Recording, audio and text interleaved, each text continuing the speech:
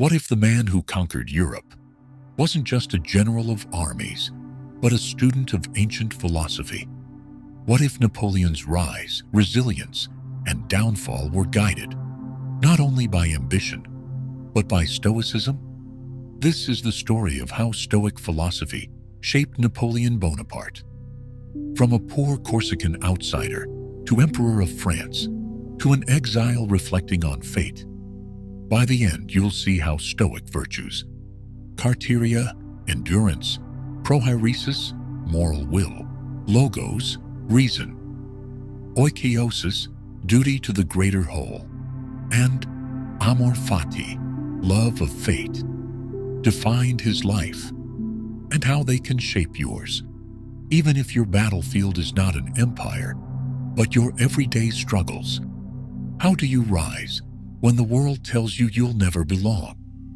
Napoleon was born poor in Corsica, mocked for his accented military school, dismissed as an outsider by the French elite. Marcus Aurelius wrote, "The impediment to action advances action. What stands in the way becomes the way." The Stoics believed obstacles are not barriers. They are raw material for growth. Napoleon took exclusion and made it his fire. He turned insult into fuel, proving that merit can triumph where privilege sneers. What do you do when fate throws you into chaos and everyone else freezes? During the Revolution, France was burning. Generals collapsed under pressure.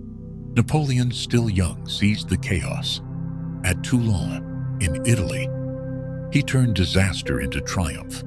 Epictetus, born a slave, taught the dichotomy of control. We control our choices, not fortune, not events, not chaos. Napoleon couldn't stop the revolution, but he could master his battlefield, and that choice reshaped history. How do you lead when your victories terrify even your allies? By his late 20s, Napoleon had crushed Austria, forced treaties, and reshaped Europe. His rise terrified monarchs and even fellow revolutionaries. Seneca wrote, "Brave men rejoice in adversity, just as brave soldiers triumph in war."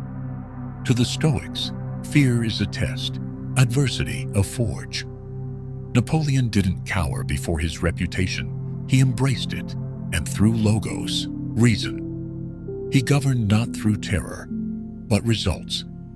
What sustains you when your army is starving, freezing, and near collapse? Egypt, 1799. His soldiers decimated by plague. Russia, 1812. His men freezing in the snow. Twice, Napoleon's army faced annihilation. Marcus Aurelius reminded himself, "If it is endurable, then endure it. Stop complaining." For the Stoics, endurance, carteria, is the crown of courage. Napoleon embodied this. He stood with his men, refusing despair, holding them together by sheer presence of will. How do you carry the weight of millions when one mistake could destroy everything? As emperor, every decision, laws, wars, alliances, shaped the lives of millions. France looked to him for stability. After decades of blood and chaos, the Stoics held logos, reason, as the highest guide. Reason above impulse, principle above pride. Napoleon's true genius wasn't just battlefield tactics, it was governance. The Napoleonic Code, merit-based reforms, education systems. Stoic reason turned chaos into order and empire into possibility. What do you do when your empire collapses overnight? After Russia, after Leipzig, his empire cracked. Napoleon abdicated, exiled to Elba. Seneca said, "A blazing fire makes flame and brightness out of everything thrown into it." This is amor fati, the love of fate, not just acceptance, but embracing what comes.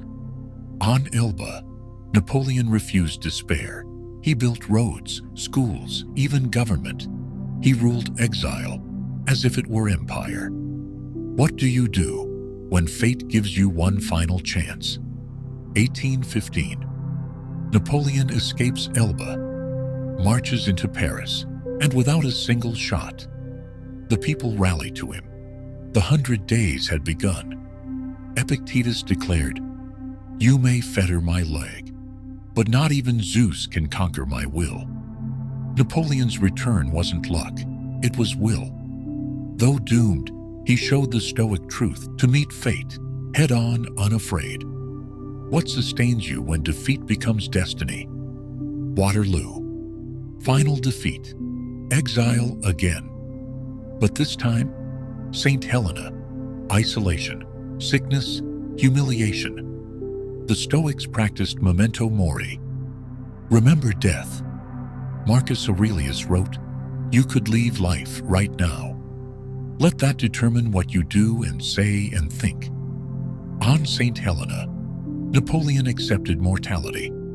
He dictated memoirs not with bitterness, but reflection. His empire gone, but his philosophy alive.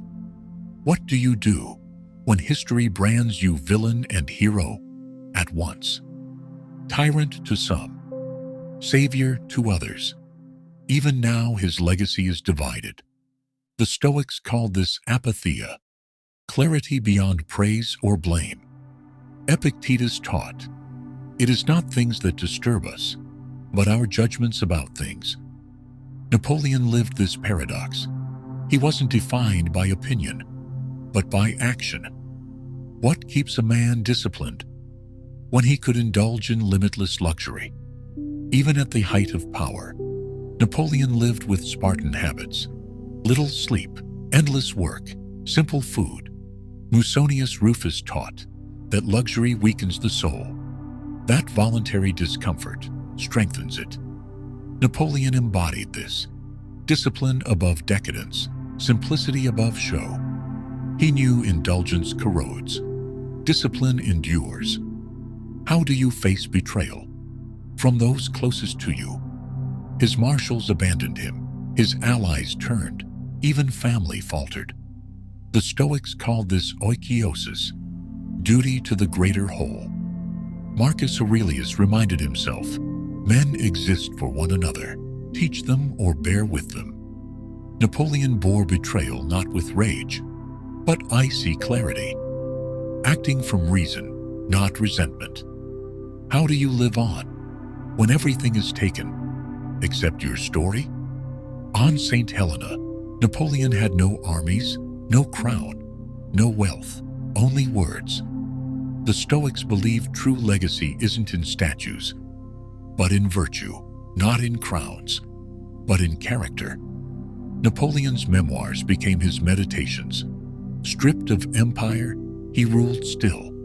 Through ideas, Napoleon Bonaparte was more than a conqueror.